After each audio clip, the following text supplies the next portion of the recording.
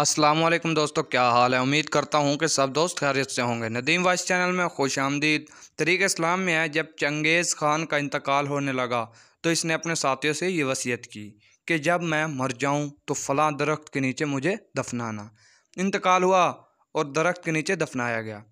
इत्तफाक से दूसरे रोज़ से बारिश शुरू हुई और 6 माह तक बारिश होती रही। वो जगह जंगल में तब्दील हो गई और वो दरख्त इस जंगल में मिल गया। लोगों को पता ना रहा कि चंगेज़ खान को किस दरख्त के नीचे दफनाया गया था।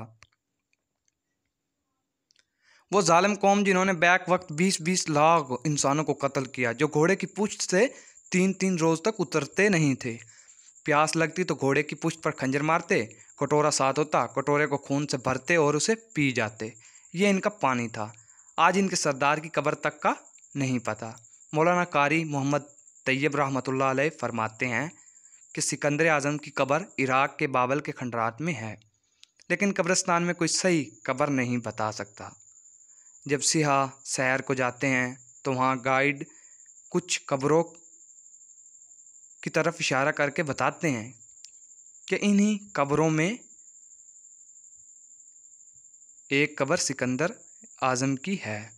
मज़ीद वीडियो के लिए मेरे चैनल को सब्सक्राइब करें। वीडियो मुकम्मल देखने के लिए शुक्रिया। वीडियो अच्छी लगी हो तो लाइक करें। अल्लाह निगहबान।